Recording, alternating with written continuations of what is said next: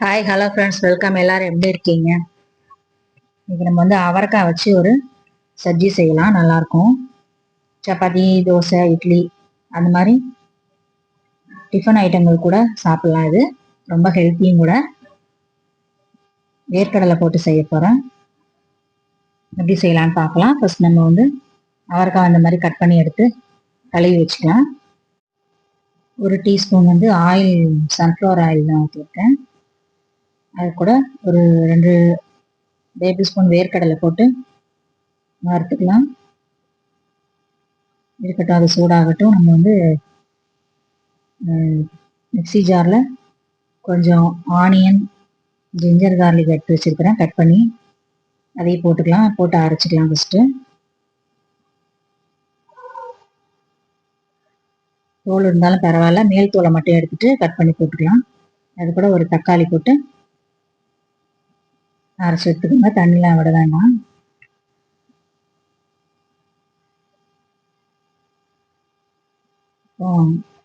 கொஞ்சம் வறுபட்டோன்னு வெந்தயம், ஜீரகம், மிளகு, சோம்பு இதெல்லாம் ஒரு 1/2 ஸ்பூன் எடுத்துக்கோங்க. சோம்பு மட்டும் 1 ஸ்பூன் போட்டுக்கோங்க, நல்லாயிருக்கும்.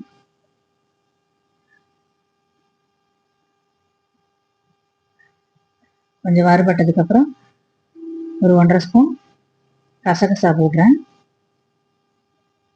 அதையும் லைட்டாக வறுத்து எடுத்து தனியாக வச்சுக்கலாம்.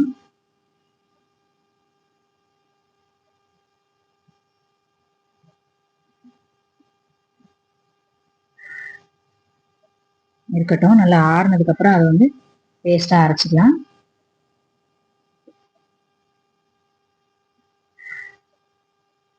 அதே கடாயில் ஒரு டேபிள் ஸ்பூன் ஆயில் ஊற்றிக்கோங்க. ஃபஸ்ட்டே கருவேப்பிலை அது கூட போட்டு வறுத்துருக்கணும். வறுக்கலை, மறந்துட்டேன். ஸோ நான் தனியாக போட்டு வறுத்து எடுத்து அதோடு சேர்த்துக்கிறேன். அதையும் சேர்த்து இதோடு சேர்த்து அரைச்சிக்கலாம். அதே கடாயில் நம்ம அரைச்சி வச்சிருக்கிற ginger garlic, onion, tomato paste அதை சேர்த்து நல்லா வதக்கி விடலாம்.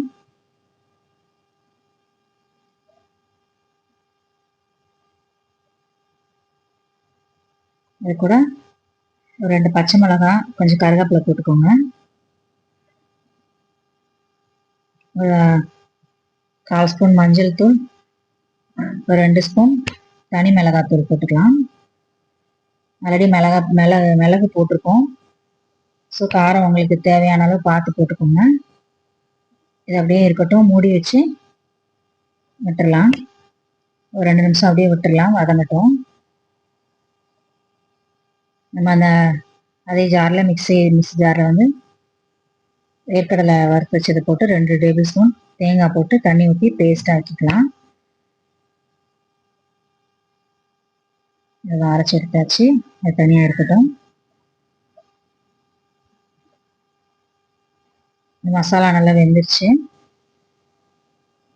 எண்ணெயெல்லாம் அதிகம் விட வேண்டாம். நல்லாயிருக்கும். இது செஞ்சு சாப்பிட்டு பாருங்கள், சூப்பராக இருக்கும். அவரைக்காய் சப்ஜி செய்யணும், சூப்பராக இருக்கும். செஞ்சு பாருங்கள். அது வாசனை சூப்பராக இருக்கும். வேர்க்கடலையோட வாசனையோட சேர்த்து கட் பண்ணி வச்சிருக்கிற அவரைக்காவை சேர்த்து நல்லா எல்லாம் ஒன்றா சேர அளவு மிக்ஸ் பண்ணி விட்டு அதோட ஒரு கொஞ்சோண்டு புளி ஊற வச்சிருக்கிறேன். ஒரு சின்ன பீஸ் அதை கரைச்சி வச்சிருக்கிறேன். அதையும் இதோட சேர்த்து ஊற்றிக்கலாம். உப்பு போட்டுக்கோங்க. இது தண்ணி அதோட ஊற்றிட்டு இன்னும் கொஞ்சம் தண்ணி ஊற்றிக்கலாம்.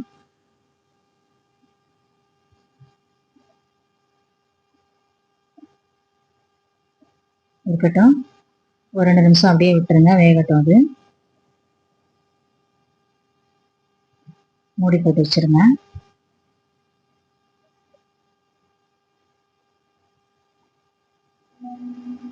அவரைக்காய் நல்லா வெந்துருச்சு. இது கூட நம்ம அரைச்சி வச்சிருக்கிற பேஸ்ட் சேர்த்துக்கலாம். பீனட் பேஸ்ட்டு நல்லா வாசனையாக இருக்கும். கசகசாவோட சேர்த்து அந்த வேர்க்கடலை அரைச்சி வைக்கும்போது இந்த சப்ஜி நல்லா வாசனையாக இருக்கும். அது கூட எக்ஸ்ட்ரா கொஞ்சம் தண்ணி ஊற்றி வச்சிடலாம். இருக்கட்டும், வேகட்டும். கொஞ்சம் மூடி போட்டுடலாம்.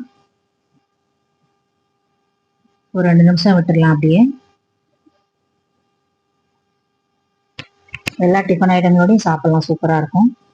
கொஞ்சம் டேஸ்ட்டுக்காக கொஞ்சம் நான் வெல்லம் போடுறேன். அது உங்களுக்கு ஆப்ஷனல் தான். அது வேணா போட்டுக்கோங்க. புளி சேர்க்குற ஐட்டங்கள்லாம் கொஞ்சம் லைட்டா வெல்லம் சேர்த்தீங்க அது சூப்பரா இருக்கும் சாப்பிட்றதுக்கு.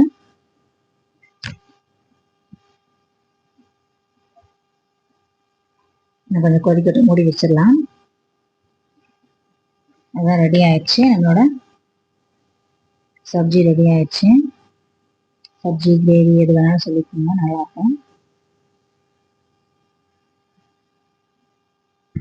ஓகே ஃப்ரெண்ட்ஸ், இந்த மாதிரி செஞ்சு சாப்பிட்டு பார்த்துட்டு எப்படி இருக்குன்னு சொல்லுங்க. விருப்பப்பட்டா கொஞ்சம் கொத்தமல்லி சேர்த்துக்கோங்க. Okay friends, thank you.